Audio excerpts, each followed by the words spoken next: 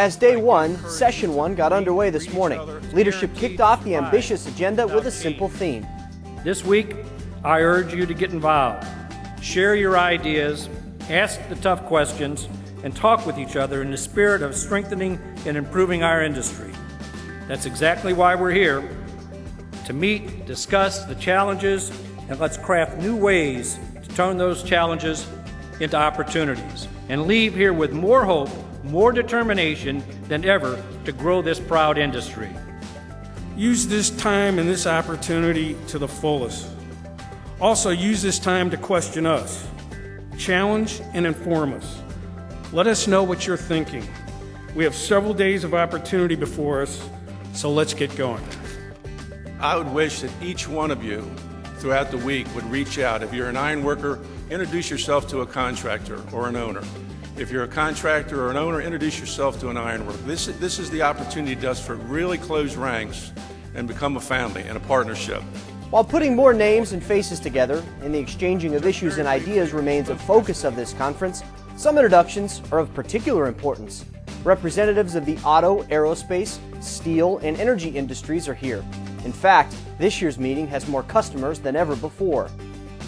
I think that the industry is starting to recognize what Impact and the iron workers are doing, what we're trying to do to elevate our employers and our members so that we can be more competitive and cost efficient and safety-wise on their projects. The programs that we have initiated or been able to initiate through our Impact programs is just, I think the word's getting out and the proof's in the pudding with the turnout of the owners that we had this year. These owners know we're serious about developing the best delivery system for construction, for their construction needs. And in fact, they're here because their superiors sent them on a fishing trip too, to throw out a line here with us and see what they can bring back to see what our ideas to how they can better skin the cat.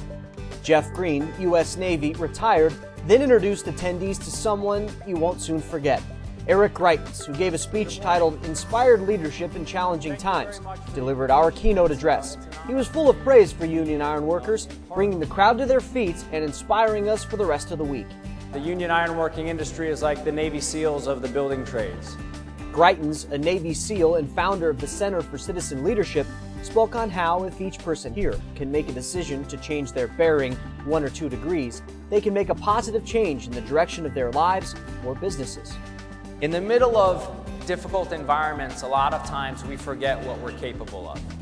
Let's find a way to work with others to embrace that challenge so that we can pull through. Jordan Barab from OSHA joined us for an update on the new sheriff in town. And one thing was made clear. After years of being on the back burner, OSHA is back in the enforcement business. We are a standard-setting and enforcement agency, and we are going to act like one. A sizable fine is the only way to get that message across, not only to the employers that are literally killing or injuring workers, but also all across the United States, sending a message out there that this government, this federal government, is in fact serious about ensuring safe working conditions. Mr. Barab also took the opportunity to unveil an exciting new partnership. I'm pleased to announce that we will work with you to plan a national partnership between OSHA and Impact for Cooperative Steel Erection Training Program. Impact will provide specialized training on steel erection to OSHA compliance officers, illustrating the union ironworking industry's position as leaders in the construction field. OSHA will be pleased to be working with Impact to save workers' lives.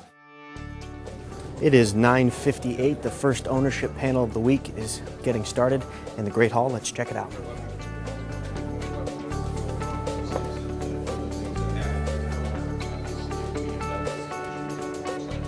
Talk CEO Steve Lindauer quarterbacked a spirited give-and-take hour and a half with 6 members from the ownership community.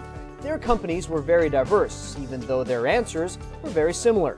Each want the same thing at the end of the day from the iron workers and their contractors. They want their jobs delivered safely from highly trained, substance-free, work-ready crafts workers. The owner panel believes teamwork is vital to becoming a more profitable choice, especially today.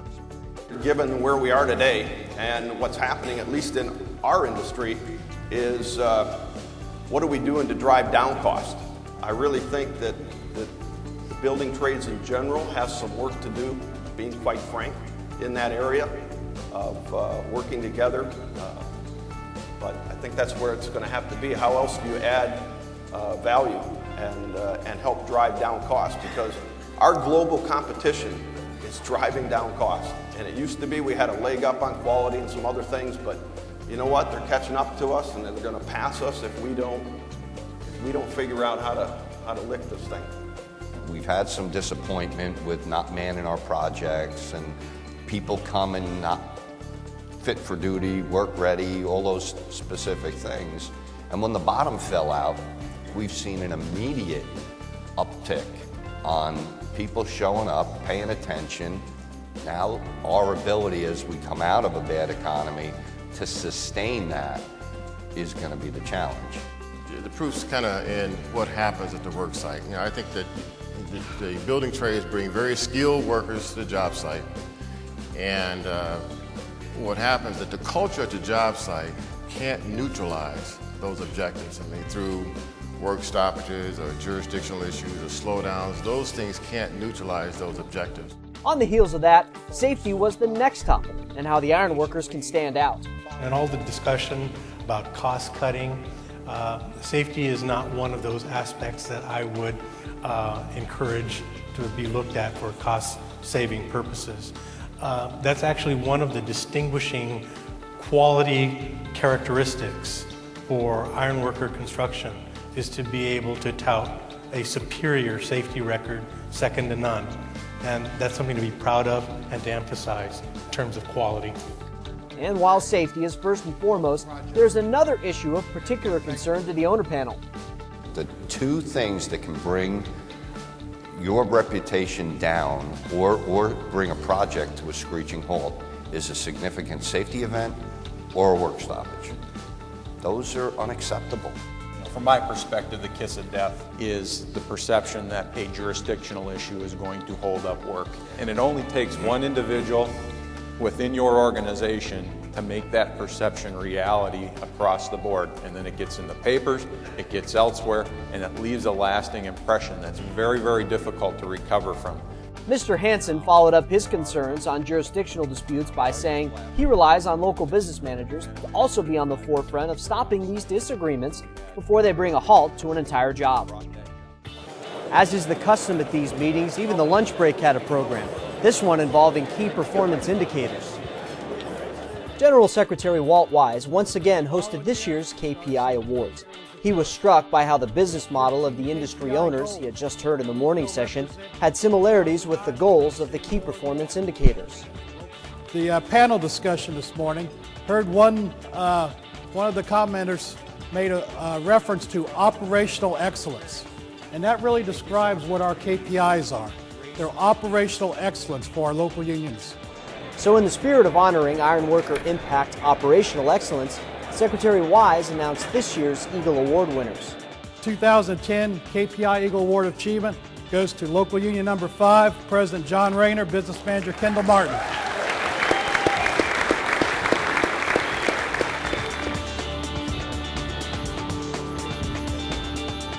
Next KPI Award, I'd like to award to Local Union 29, Portland, Oregon, President James Pauley, Business Manager Kevin Jensen. We do have Keith Coordinate here as the JTC coordinator. Everybody has a role in making success of the KPIs. I'd like to award Local 147, Fort Wayne, Indiana, President Mark Leash, Business Manager Ron Starkey.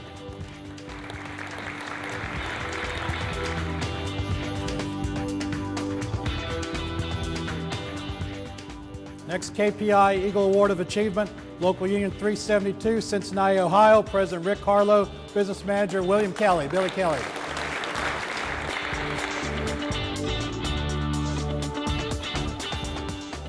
The final KPI Award, Local 721, Toronto, Ontario, President Mike Dix, Business Manager Aaron Murphy.